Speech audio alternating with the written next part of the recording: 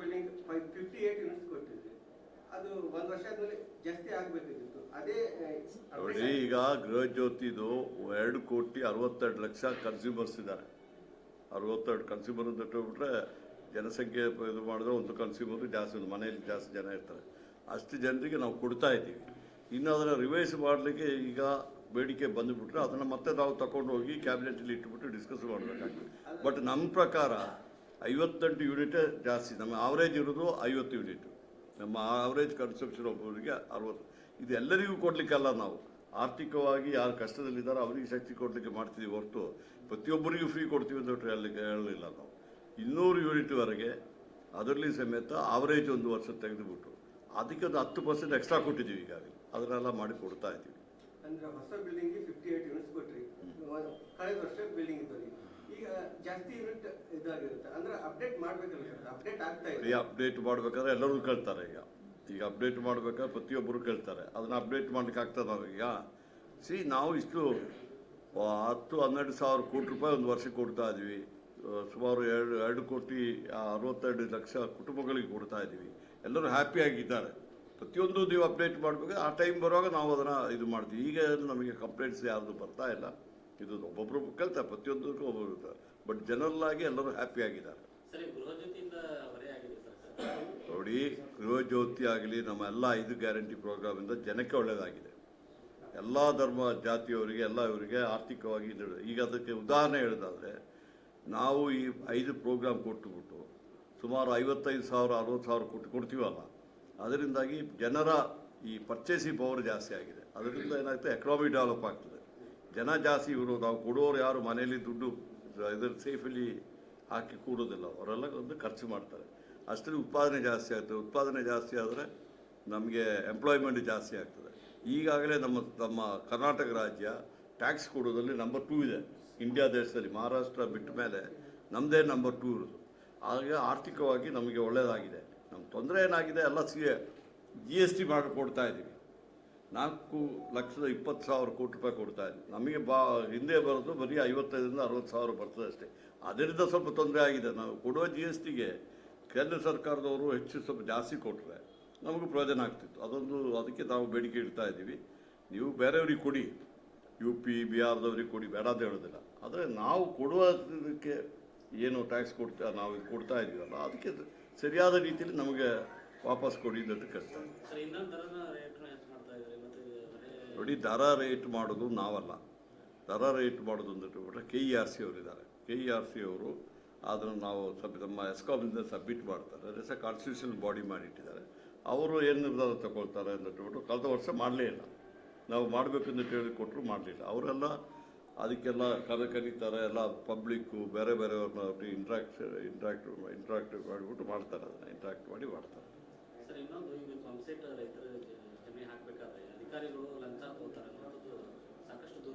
ನಾನೊಂದು ಎಲ್ಲ ನಿಮಗೆ ಈ ಲಂಚ ಕೊಡ್ತಾರೆ ಅಂದ್ಬಿಟ್ಟು ಮಾತು ಮೊದಲಿಂದ ನಡೀತಾ ಇದೆ. ಲಂಚ ಯಾರಿಗೆ ಕೊಡಬೇಡಿ ನಾನು ಹೇಳ್ತೀನಿ. ಯಾರು ಯಾವ ಅಧಿಕಾರಿಗೂ ಲಂಚ ಕೊಡಬೇಡಿ. ನೀವು ಲಂಚ ಕೊಡದಿದ್ರೆ ಹಂಗೆ ತಗೊಳ್ತಾರೆ ಅವರು. ಆ ಕಂಪ್ಲೇಂಟ್ಸ್ ನಮಗೆ ಕೊಡಿ. ನಮಗೆ ಲಂಚ ಕೇಳಿದ್ದಾರೆ, ಕೊಡಲಿಲ್ಲ, ಇವರು ಹೋಗ್ತಾ ಇಲ್ಲ ಅಂದರೆ then we can take action. ಅದನ್ನು ಇದು ಕೊಡುವಂಗೆ ಮಾಡ್ಬೋದಲ್ಲ. ಆ ಥರ ಜನ ಸ್ವಲ್ಪ ಇದು ಮಾಡಬೇಕಾಗಿದೆ. ಈಗ ನಾವು ಜನರು ಕಾಪ್ರೇಟ್ ಮಾಡಬೇಕಾಗ್ತದೆ. ನಾವಂತೂ ಲಂಚ ಇದಿಲ್ಲ. ನಾನಂತೂ ಯಾವ ಆಫೀಸರು ಪೋಸ್ಟಿಗಲ್ಲಿ ₹1 ತೊಗೊಳ್ಳೋದಿಲ್ಲ. ಗೊತ್ತಾಯ್ತು. ಅವರು ಹೋಗಿ ಕೆಲಸ ಮಾಡಿ ಜನರ ಕೆಲಸ ಮಾಡಲಿಕ್ಕೆ ಮಾಡ್ತೀವಿ ಹೊರತು ಆ ಥರ ಮಾಡ್ತಾ ಇದ್ದೀವಿ. ನಮ್ಮ ಸರ್ಕಾರದ ನೀತಿ ಹಂಗಿದೆ. ನಮ್ಮ ಚೀಫ್ ಮಿನಿಸ್ಟರ್ ಸಿದ್ದರಾಮಯ್ಯಜಿಯವರು ಅದೇ ರೀತಿಯಲ್ಲಿ ನಮಗೆ ಅವರು ಸಮೇತ ಅದೇ ರೀತಿ ಮಾಡ್ತಾರೆ. ನಮಗೆ ಸಮೇತ ಸಂಪೂರ್ಣವಾಗಿ ಅದೇ ರೀತಿಯಲ್ಲಿ ಮಾಡಿ ಅಂತ ಹೇಳಿದ್ದಾರೆ, ಮಾಡ್ತೀವಿ. ಸರ್, ವಿಜಯಪುರ ಜಿಲ್ಲೆಯಲ್ಲಿ 2 MLAಗಳಿದ್ದಾರೆ. ಅವರಿಗೂ ಸಾಕಷ್ಟು KDP ಸಭೆಯಲ್ಲಿ ಪ್ರಸ್ತಾಪ ಮಾಡಿದ್ದಾರೆ. ರೈತರಿಗೆ ಸರಿಯಾದ ಟೈಮಿಗೆ TC ರಿಪೇರಿ ಮಾಡಿ ಕೊಡದೇ ಇರೋದ್ರಿಂದ ಸಾಕಷ್ಟು ತೊಂದರೆ ಆಗಿದೆ ಅಂತ ಮನಗೋಳಿ ಸರ್ ಹೇಳಿದ್ರು. ಇನ್ನೂ ಸಹಿತ KB ಅವರು ಯಾವುದೇ ರೈತರ ಸ್ಪಂದನೆ. ಅದಕ್ಕೆ ನಾನೀಗ ಬಂದಿದ್ದೀನಿ ಇಲ್ಲಿಗೆ. ಅವರು ಮನಗೋಲಿಯವರು ಇರ್ತಾರೆ, ಎಲ್ಲ ರೆಪ್ರೆಸೆಂಟೇಟಿವ್ಸ್ ಇರ್ತಾರೆ. ಎಲ್ಲಿ ತೊಂದರೆ ಆಗಿದೆ ಅಂತ ಹೇಳಿದರೆ, ಈಗ ನಮ್ಮ ಪ್ರಕಾರ ನಾವೇನು ಮಾಡಿದ್ವಿ, ನಾವು ನಮ್ಮ ಎನರ್ಜಿ ಡಿಪಾರ್ಟ್ಮೆಂಟಿಂದ ನಾವೇನು ಹೇಳಿದ್ರೆ ಬ್ಯಾಂಕ್ ಮಾಡ್ತೀವಿ. ಫಸ್ಟ್ ನಾವು ಕೇಳ್ತಾ ಇರೋದು ಯಾವುದೇ ಮೀಟಿಂಗಲ್ಲಿ ನಿಮ್ಮ ಹತ್ರ ಬ್ಯಾಂಕಲ್ಲಿ ಸ್ಟಾಕ್ ಇದೆಯಾ ಅಂತ ಕೇಳ್ತೀವಿ. ಊರ್ಲಾದರೆ 72 ಅವರ್ಸಲ್ಲಿ ನಾವು ಕೊಡಬೇಕಾಗ್ತದೆ. ಸಿಟಿ ಆದರೆ ಇದು 48 ಅವರ್ಸ್ ಕೊಡಬೇಕು ಅಂದ್ಬಿಟ್ಟು ಮಾಡಿದ್ದೀವಿ. ಅದರ ಪ್ರಕಾರ ಕೊಡ್ತಾ ಇದ್ರು. ಅದಕ್ಕೆ ಇವತ್ತು ಮೀಟಿಂಗಲ್ಲಿ ಅವರು MLA ಅವರು ಇರ್ತಾರಲ್ಲ, ಅದಕ್ಕೆ ಬಂದಿದ್ದು ನಾನು. ಅವ್ರು ಕೇಳಿದ್ರೆ ಆಫೀಸರ್ಗಳು ಅಲ್ಲಿ ಇರ್ತಾರೆ, ಉತ್ತರ ಕೊಡ್ತಾರೆ. ಅವ್ರದ್ದು ಏನು ಸಮಸ್ಯೆ ಏನಿದೆ ಅಂದರೆ ಅದನ್ನು ಪರಿಹಾರ ಮಾಡಲಿಕ್ಕೆ ನಮ್ಮ ಕೈಲಾಗ್ತದೆ. ನೋಡಿ, ಅದು ಮೆಟ್ರೋ ಮಿನಿಸ್ಟ್ರು ನಮ್ಮ DCM ಅವರು ನಿಮ್ಮವ್ರಿಗೆ ಹೇಳಿ, ಅವ್ರನ್ನ ಕೇಳಿದ್ರೆ ಅವ್ರು ಆನ್ಸರ್ ಮಾಡ್ತಾರೆ. ಸಂಬಂಧಪಟ್ಟ ಮಿನಿಸ್ಟ್ರಿಗೆ ಕೇಳ್ಬೇಕಾರೆ ಇಲ್ಲ, ಪವರ್ದೇನಿಲ್ಲ. ಪವರಿಗೂ ಅದು ಇಲ್ಲ. ಪವರ್ ಅವರಿಗೆ ನಾವು ಕೊಡ್ತೀವಿ, ಅವ್ರು ಚಾರ್ಜ್ ಕೊಡ್ತಾರೆ.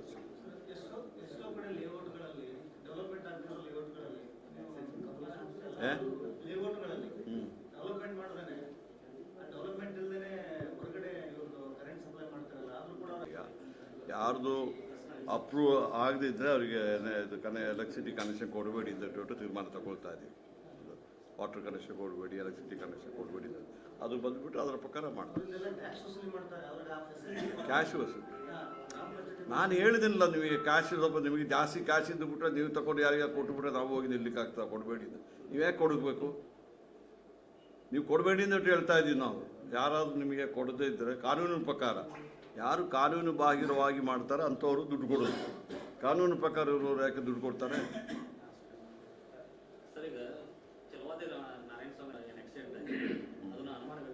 ನೋಡಿ, ನಾರಾಯಣ ಸ್ವಾಮಿ ಅವರು ಯಾವ ಪಕ್ಷದಲ್ಲಿದ್ದವರು ನಿಮ್ಗೆ ಗೊತ್ತವರು? ನನಗೆ ಭಾರಿ ಚೆನ್ನಾಗಿ ಗೊತ್ತಿದೆ. ಅವರು ಪಾಪ ಅವ್ರು ಹೇಳ್ತಾರೆ ಅಂದ್ಬಿಟ್ರೆ BJPಲಿ ಹೋಗಿದ್ದಾರೆ. ಅವ್ರು ಏನೆಲ್ಲ ಪ್ರಶ್ನೆ ಕೇಳಿ ಬರೆದು ಕೊಡ್ತಾರೆ. ಈ ಪ್ರಶ್ನೆ ಕೇಳಿದ್ದು ಹೇಳ್ತಾರೆ, ನಿಮಗೆ ಅದನ್ನ ಕೇಳ್ತಾರೆ ಹೊರತು ಅವರು ಕಾಂಗ್ರೆಸ್ ಪಕ್ಷದಲ್ಲಿ ಇದ್ದವರು ತಾನೆ. ಏನು ಲಕ್ಷ್ಮೀ ಹೆಬ್ಬಾಳ್ಕರ್ ಅವರು ಅವ್ರ ಕಾರಲ್ಲಿ ತಗೊಂಡು ಕೂತ್ಬಿಟ್ಟು ದುಡ್ಡು ಸಾಗಿಸ್ಬೇಕಾ? ಏನಿದೆ ಇವರು ಹೇಳ್ತಾ ಇರೋದು? ಅಪ್ಪ ಅವರು she's A minister, she's A people. ಅವರೇನು ಸುಮ್ಮನೆ ಹಂಗೆ ಬಂದಿದ್ದಾರಾ?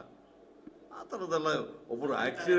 ಒಬ್ಬರು ಮಿನಿಸ್ಟ್ರು ಆಕ್ಸಿಡೆಂಟ್ ಆಗಿ ಗಾಯ ಆಗಿದ್ದಾರೆ, ಅವ್ರ ಮೇಲೆ ಸಹಾನುಭೂತಿ ತೋರಿಸೋದು ಬಿಟ್ಟುಬಿಟ್ಟು ಈ ಥರದ್ದು ಇದೆಲ್ಲ ಯಾವ ರಾಜ್ಯಕ್ಕೆ ನನಗೆ ಗೊತ್ತಾಗ್ತಾ ಇಲ್ಲ. ಮೊದಲೆಲ್ಲ ಈ ಥರ ಇರಲಿಲ್ಲ. ಆಯ್ತಲ್ಲ? ಸಿದ್ದರಾಮಯ್ಯ ಎದುರುಗಡೆನೆ DKC ಅವರು ಮುಂದಿನ CM ಅಂತ ಘೋಷಣೆ ಕೂಗಿದ್ದು ಅವರಿಗೆ ಅವಮಾನ ಮಾಡಿದಂತಾಗಿದೆ. ನಾನು ಒಂದು ಹೇಳ್ತೀನಿ, ನೀವು ಅದೆಷ್ಟು 1 ಲಕ್ಷ 1.5 ಲಕ್ಷ ಜನ ಇದ್ದರು. ಯಾರೋ ಒಬ್ಬರು ಕೆಲವರು ಕೂಗ್ತಾರೆ. ಕೂಗಿದ ಕೂಡಲೇ ಸಿದ್ದರಾಮಯ್ಯನವರು ಚೀಫ್ ಮಿನಿಸ್ಟರ್ ಅಲ್ವಾ, DCM ಅವರು ಡೆಪ್ಯೂಟಿ ಚೀಫ್ ಮಿನಿಸ್ಟರ್ ಅಲ್ವಾ? ಈಗ ಕೆಲವರು ಹಂಗಾದ್ರೆ ನಾಳೆ ಕೆಲವರು ಕೂಗಿದ ಕೂಡಲೇ ರಾಜಕೀಯ ಬದಲಾವಣೆ ಆಗ್ಬಿಡ್ತದ? ಕಾಂಗ್ರೆಸ್ ಪಕ್ಷದಲ್ಲಿ ಒಂದು ನೀತಿ ಇದೆ. ಚೀಫ್ ಮಿನಿಸ್ಟರ್ ಯಾರು ಮಾಡಬೇಕು, ಡೆಪ್ಯೂಟಿ ಚೀಫ್ ಮಿನಿಸ್ಟರ್ ಯಾರು ಮಾಡಬೇಕು, ಮಿನಿಸ್ಟ್ರುಗಳು ಯಾರು ಮಾಡಬೇಕು, ಯಾರನ್ನ ಬದಲಾವಣೆ ಮಾಡಬೇಕು, ಅದೆಲ್ಲ ಹೈಕಮಾಂಡ್ ಇದೆ ನಮಗೆ, ಗೊತ್ತಾಯ್ತಲ್ಲ? ಆ ಥರ ತೀರ್ಮಾನ ತಗೊಳ್ತಾರೆ. ಒಂದು 4 ಜನ ಕೂಗ್ಬೋದು, ಕೆಲವರು ಅಭಿಮಾನಿಗಳು ಕೂಗ್ತಾರೆ. ಅದು ಏನು ಮಾಡ್ಲಿಕ್ಕಾಗ್ತದೆ? ಪವರ್ ಶೇರಿಂಗ್ ನನಗೆ ಗೊತ್ತಿಲ್ಲ, ಅದೆಲ್ಲ ಹೈಕಮಾಂಡಿಗೆ ಗೊತ್ತಿದೆ. ನೀವು ಅವ್ರನ್ನ ಕೇಳಿ. ಅವ್ರೇನಾದ್ರು ಹೇಳಿದಾರಾ?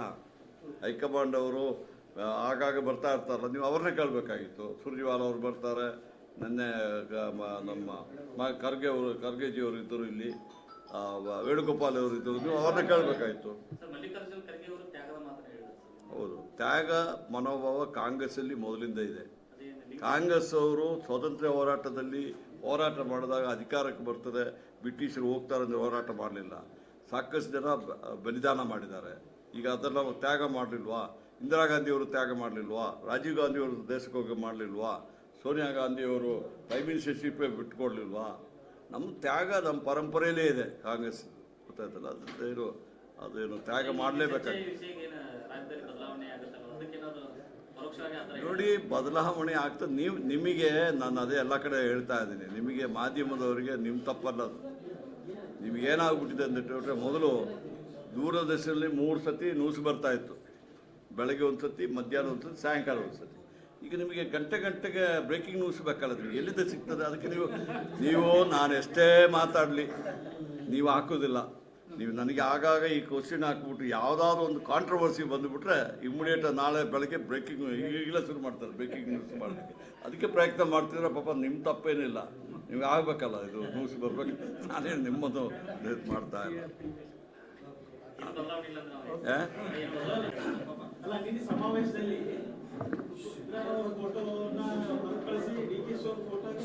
ನೋಡಿ, ಫೋಟೋ ಪೊಲಿಟಿಕ್ಸ್ ಎಲ್ಲ ಕಾಂಗ್ರೆಸ್ಸಲ್ಲಿ ನಾವು ಮಾಡೋದಲ್ಲ. ನಾನು ಕಾಂಗ್ರೆಸ್ಸಲ್ಲಿ ನೋಡಿ, ಬೆಳಗಾಮಲ್ಲಿ ಆಗಿದೆ ನನಗೆ ಗೊತ್ತಿಲ್ಲ, ನನ್ನ ನೋಟಿಸ್ಗೆ ಬರಲಿಲ್ಲ. ನನ್ನ ನೋಟಿಸ್ಗೆ ಅದರ